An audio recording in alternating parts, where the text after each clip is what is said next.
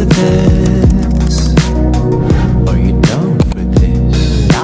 If you're in the mood, we can take it to the moon. Just like a movie scene, table for two. No need to be. Assalamualaikum warahmatullahi wabarakatuh. Hai semuanya, perkenalkan nama saya Ilda Itilia Jabid dengan NPM 0204 24111107 dari Program Studi Manajemen Fakultas Ekonomi dan Bisnis Universitas Hairun. Tanpa berlama-lama, di sini saya akan memberikan sedikit pemahaman tentang bagaimana penyajian arus kas. Oleh karena itu kita harus tahu apa itu laporan arus kas terlebih dahulu.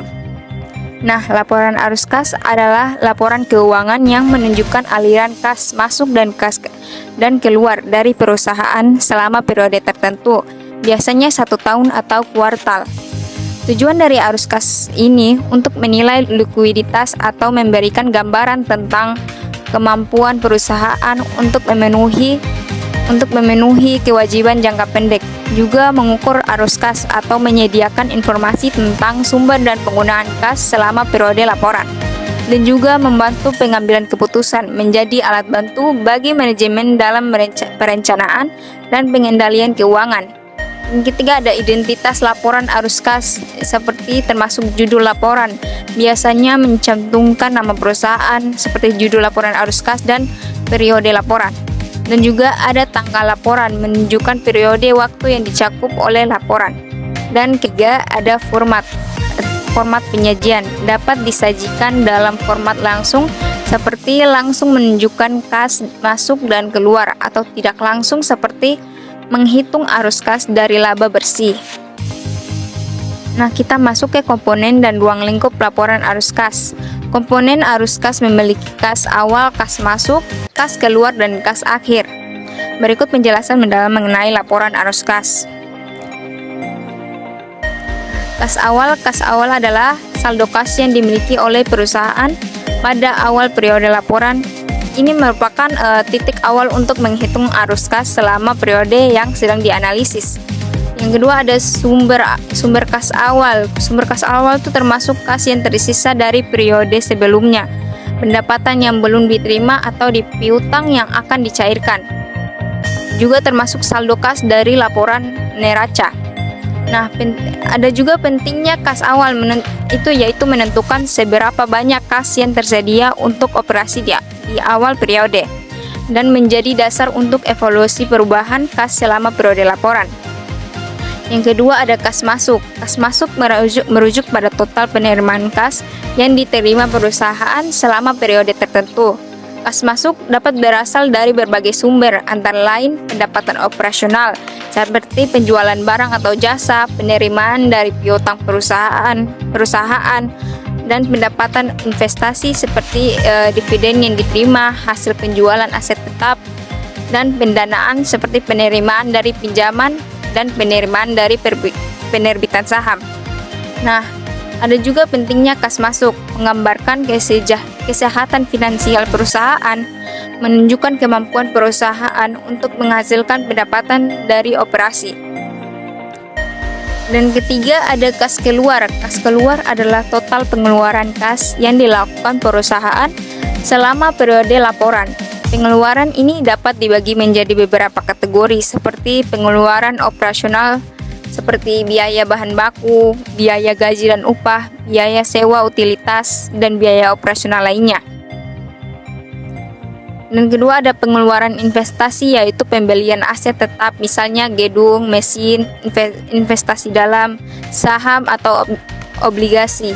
Pendanaan terdapat pembayaran utang, pembayaran dividen kepada pemegang saham. Pentingnya kas keluar.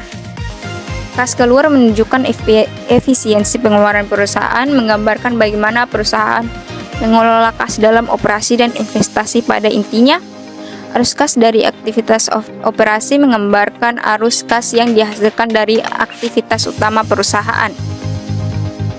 Arus kas dari aktivitas investasi mencakup arus kas yang berkaitan dengan pembelian dan penjualan aset jangka panjang, dan juga ada arus kas dari aktivitas perdanaan, meliputi arus kas yang berasal dari dana dari dana dan digunakan untuk pembiayaan perusahaan.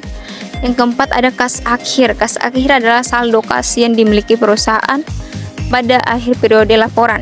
Kas akhir dihitung dengan menjumlahkan kas awal dan kas masuk, kemudian dikurangi kas keluar.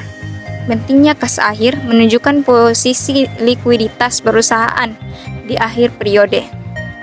Digunakan sebagai titik awal untuk periode berikutnya, membantu manajemen dalam perencanaan keuangan dan mengambil keputusan. Ini berikutnya ada metode penyusunan laporan arus kas, yaitu metode langsung, menyajikan kas masuk dan keluar secara langsung, mencantumkan setiap penerimaan dan pembayaran. Contoh penampilan penjualan tunai kas dari pelanggan dan pembayaran kepada pemasok.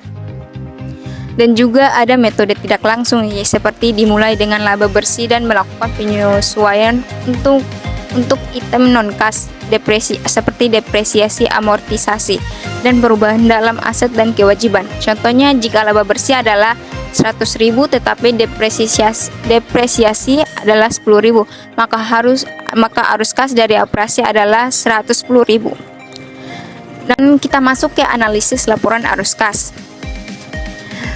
Analisis laporan arus kas ada rasio arus kas. Rasio arus kas terhadap utang. Rasio arus kas terhadap utang mengukur kemampuan perusahaan untuk membayar utang jangka pendek. Rasio arus kas yang kedua ada rasio arus kas operasional, mengukur efisiensi operasi dalam menghasilkan kas. Yang ketiga ada analisis tren, memantau arus kas dari waktu ke waktu untuk mengidentifikasi pola dan membantu perencanaan ke depan. Contohnya, jika arus kas operasional meningkat, itu menunjukkan kesehatan keuangan yang baik. Nah, sekarang kita masuk ke manfaat laporan arus kas, yaitu 1. Transparansi keuangan atau meningkatkan transparansi dengan menunjukkan bagaimana kas diperoleh dan digunakan.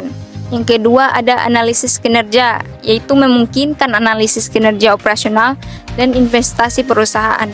Yang ketiga ada perencanaan keuangan atau membantu dalam merencanakan kebutuhan kas di masa depan. Yang keempat ada deteksi masalah keuangan atau memudahkan identifikasi masalah dalam pengolahan kas. Nah, itu saja kesimpulan dari materi ini, yaitu laporan arus kas adalah alat penting dalam manajemen keuangan, memberikan wawasan tentang likuiditas dan kinerja perusahaan, dan memungkinkan pemangku kepentingan untuk membantu keputusan yang lebih baik berdasarkan data kas yang akurat. Terima kasih telah menyimak video ini dari awal hingga akhir. Semoga apa yang telah saya sampaikan dapat memberikan wawasan baru dan bermanfaat untuk kalian semua. Jangan ragu untuk berbagi pendapat atau pertanyaan di kolom komentar. Jika kalian merasa video ini bermanfaat, jangan lupa untuk like, share, dan komen. Terima kasih, itu saja dari saya. Wassalamualaikum warahmatullahi wabarakatuh. And I'm down for this.